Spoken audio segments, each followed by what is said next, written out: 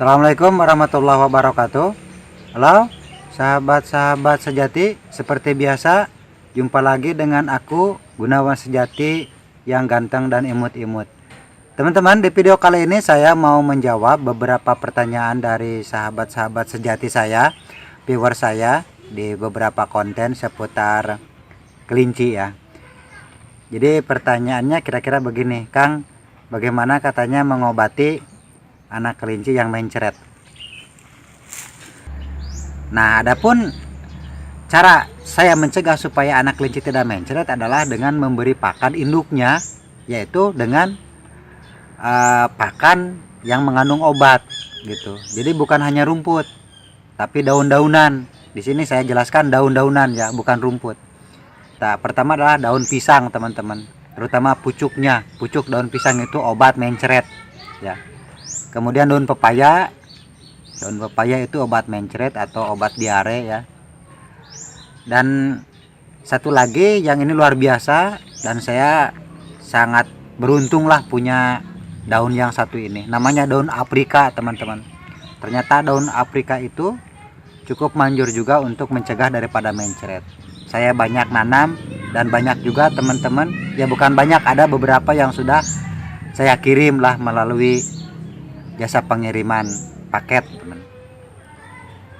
Jadi 3 jenis dedaunan tadi yang biasa saya berikan kepada induk kelinci supaya mencegah daripada mencret, supaya anaknya kelak tidak mencret lah, kira-kira seperti itu, teman-teman. Nah, seandainya terjadi, mungkin cara ini bisa Anda terapkan, walaupun saya sendiri juga belum pernah coba. Yang paling penting itu kalau terjadi anak kelinci mencret, pertama harus dipisahkan. Contoh ini, teman-teman, misal ya, kalau yang mencret itu kan kelihatan di sini, teman-teman. Nih, di bagian anusnya ini ada yang melekat cairan kuning ya, agak bening, bahkan agak mengental gitu ya di pantatnya ini. Kemudian di sekitar pantat ini, sekitar ekor ini ada bercak-bercak kotoran kuning-kuning tadi ke sini. Nah, itu yang namanya kotoran ciri-ciri mencret pada anak kelinci, teman-teman. Nah, karena kotoran-kotoran itu mengandung bakteri dan sangat menular, jadi katakanlah ini sedang menderita, ini harus dipisahkan dulu, diisolasi. Misal ini yang kena mencret nih. Jadi yang ini jangan sampai tertular gitu. Yang ini biarkan di sini. Kemudian seperti ini tempat tilam ini ya, tilam alas ini, kain ini harus diganti gitu. Nah, kemudian yang ini sesering mungkin diberi susu manual, teman-teman, yang sakit ini. Caranya seperti apa? Perhatikan seperti ini. Kita ambil dulu ini anak siapa nih? Anak sikeling ya. Anak sikeling karena ini agak besar ya. Ini ada 10, teman-teman. 4 anak sikeling, yang 6 anak si Vanessa. Jadi yang besar-besar ini anak sikeling. Ini anak sikeling. Jadi kita ambil sikeling dulu. Di mana sikeling? Di kandang. Astagfirullahaladzim. Jadi seperti ini, teman-teman. Ini. Nanti bagian yang katakanlah kita anggap aja di sini ada kotoran ya, kita anggap ada kotoran. Jadi kita kasihkan aja ke induknya ini. Seperti ini, teman-teman. Tuh, teman-teman bisa dilihat dijilatin seperti itu, dan itu adalah obat, teman-teman.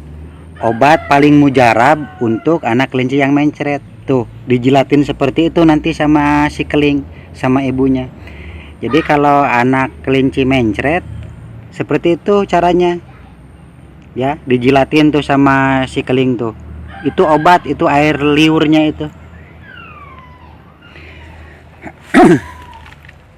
Jadi di sini bisa saya jelaskan bahwa ini mah logika saya, cara berpikir saya.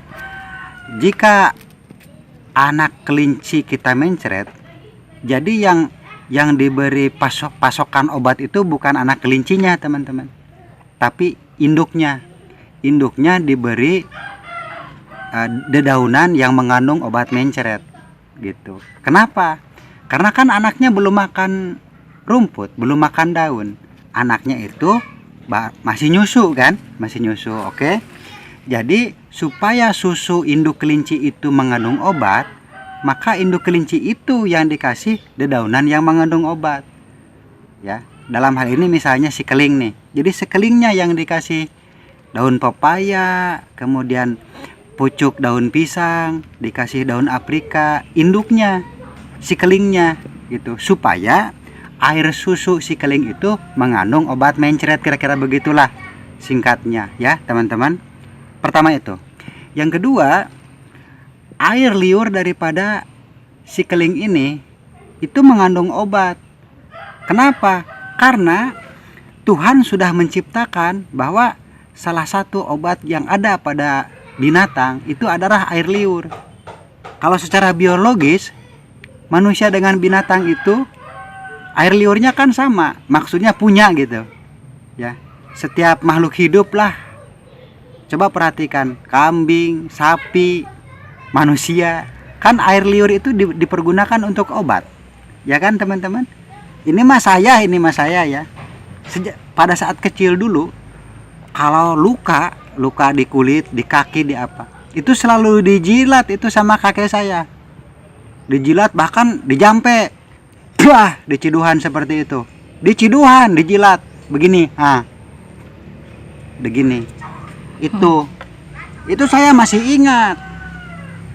Kalau baret, kalau luka, udah aja diludahin sama kakek saya, dijampe harupat, gerah gede gerah rumpat.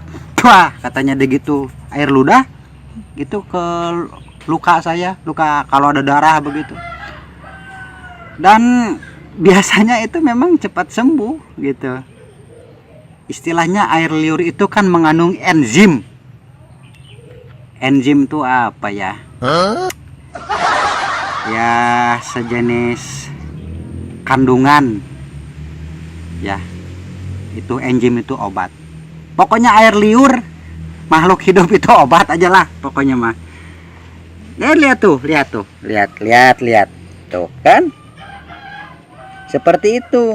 Ini maksudnya adalah si ibunya ini memberikan semacam imunitas. Ya, imunitas kepada tubuh daripada anaknya. Dan seperti itu. Nah, jadi kesimpulannya, Awas murag. aduh tuh kan, awas murag-muragnya. Kita pulangin, ada ini mah contoh aja. Jadi kesimpulannya, ingat teman-teman ya, apabila terjadi hal yang seperti saya ceritakan tadi, anak kelinci kita mencret, dua cara. Pertama, induknya dikasih dedaunan yang saya sebutkan tadi, daun pisang, daun pepaya, daun aprika, atau daun jambu. Pilih mana yang dia suka gitu ya, jangan memaksa. Misalnya dia tidak suka daun jambu, ya kasih daun pepaya. Kalau tidak mau daun pepaya, kasih daun aprika. Seperti itu. 4 jenis daun itulah obat mencret untuk anak kelinci. Yang kedua, yaitu tadi, di treatment, dilatih supaya ibunya induknya itu mau menjilati daripada kotoran atau pantatnya lah ya, pantatnya bool. Ya, itu dijilatin itu, dan itu obat. Ini mah logika saya aja lah, ini mah seperti itu. Oke, sekian saja untuk video kali ini, semoga bermanfaat. Assalamualaikum warahmatullahi wabarakatuh.